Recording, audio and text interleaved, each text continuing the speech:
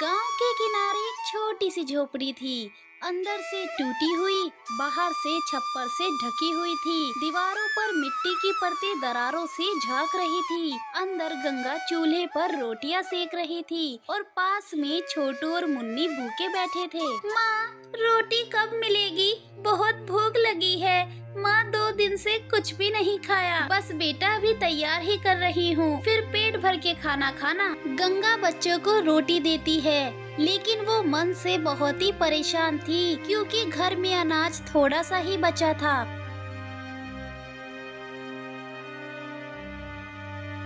तभी हरिया बाहर से थका हारा आता है। गंगा उसे देखकर और परेशान हो जाती है और वो उससे पूछती है, अजी कुछ काम मिला आपको? गंगा पूरा दिन कोशिश की, लेकिन कोई मजदूरी नहीं मिली। रमेश बाबू के खेतों पर गया था, लेकिन उन्होंने भी पुराने उधार का ताना दे दिया। हरिया थका हुआ चारपाई पर बैठ जाता है। वो बहुत ही परेशान था और चिंता कर रहा था कैसे और कहाँ काम मिलेगा। तभी मुन्नी उसके पास आती है। बाबा, मैं स्कूल कब जाऊंगी? मेरा भी मन होता है सबकी तरह मैं पढ़ाई करूं। हरिया का दिल भर आता है। वो अपनी बेटी से नजरें नहीं मिला पाता और बाहर चला जाता है। उसकी आंखों में मजबूरी के आंसू थे।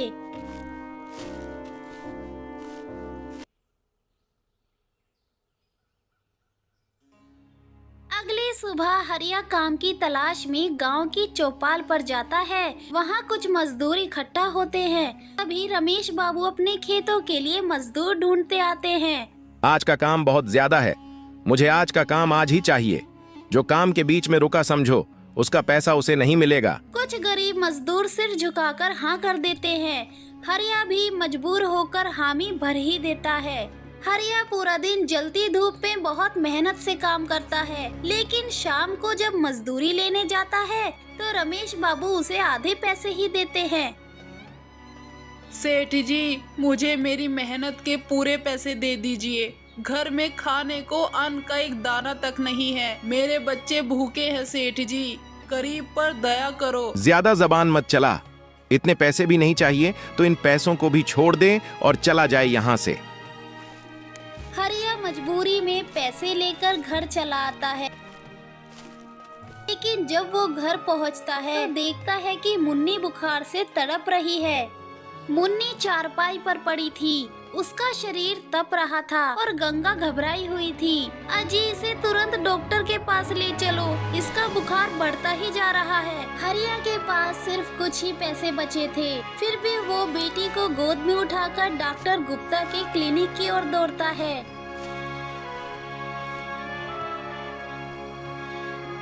क्लिनिक पहुंचते ही हरिया डॉक्टर के पैरों में पड़ जाता है। साहब, मेरी बेटी बहुत बीमार है, देख लीजिए। मेरे पास ज्यादा पैसे नहीं है, लेकिन मैं मजदूरी करके आपके पैसे चुका दूंगा। बिना पैसे के इलाज नहीं होता। जाओ, पहले पैसे लेकर आओ और फिर इलाज की उम्मीद करो। हरिया की आंखें भर आती है।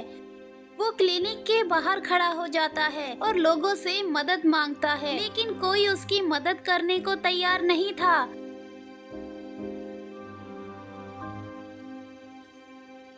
थक हार कर वो रामू के पास जाता है। रामू भाई, मैं तुम्हारे पास बड़ी उम्मीद से आया हूँ। मेरी बेटी बुखार से तड़प रही है और इलाज के लिए पैसे नहीं है भाई। एक तुम्हारे पास ही उम्मीद लेके आया हूँ, मुझे तुम्हारी मदद चाहिए। हरिया भाई, बुरा मत मानना, मेरे पास भी कुछ ज्यादा पैसे तो नहीं है, लेकिन कुछ पैसे हैं, शायद इनसे तुम्हारी कुछ मदद हो सके। ये लो, ये पैसे रख लो। हरिया पैसे लेकर डॉक्टर के पास जाता है, लेकिन डॉक्टर फिर से इलाज करने से मना कर देता है। हरिया की हिम्मत अब टूट जाती है। वो अब एक ही रास्ता देखता है, अपनी माँ की दी हुई चांदी की चूड़ी बेचना।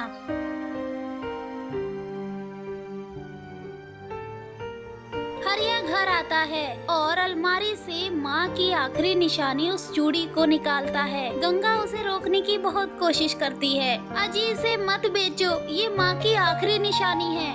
गंगा, अगर बेटी बची रही तो सब कुछ वापस आ सकता है, लेकिन अगर उसे कुछ हो गया तो मैं खुद को कभी माफ नहीं कर पाऊंगा। हरिया दौड़ता हुआ सुनार के पास जाता है, लेकिन सुनार उसे बहुत कम कीमत देता है। मजबूरी में हरिया सौदा कर लेता है और पैसे लेकर डॉक्टर के पास जाता है। इस बार पैसे देखकर डॉक्टर इलाज करता है और कुछ दिनों में मुन्नी ठीक हो जाती है, लेकिन इस संघर्ष ने हरिया को अंदर तक तोड़ के रख दिया था। इस घटना के बाद से हरिया अब ठान चुका था कि वो अब और गरीब नहीं रहेगा। वो गांव के गरीबों को इकट्ठा करता है और सबको एकजुट करता है। हमें अब अमीरों की दया नहीं चाहिए भाइयों, हमें अपने हक की लड़ाई खुद लड़नी होगी। धीरे धीरे गांव के गरीब किसान और मजदूर जागरूक होते हैं। वो पंचायत में जाकर अपनी मांग रखते हैं कि उन्हें सरकारी योजनाओं का लाभ मिले और उन्हें उचित मजदूरी दी जाए। कई महीनों की लड़ाई के बाद गांव में सरकारी सहायता आती है और गरीबों को काम मिलने लगता है। अब हरिया भी अपनी छोटी सी चाय की दुकान खोल लेता है, जिसमें वो अपनी रोजी रोटी चला सके। हरिया अब किसी के आगे हाथ फैलाने वाला गरीब नहीं, बल्कि मेहनत से जीतने वाला इंसान था। ये कहानी हमें सिखाती है कि गरीब की सबसे बड़ी समस्या उसकी गरीबी नहीं, बल्कि समाज की बेरुखी होती है। अगर लोग मिलकर गरीबों की मदद करें और उनके लिए अवसर उपलब्ध कराएं, तो कोई भी भूखा नहीं सोएगा। मेहनत और संघर्ष से हर मुश्किल को हराया जा सकता है। बस इंसान को कभी हार नहीं माननी चाहिए।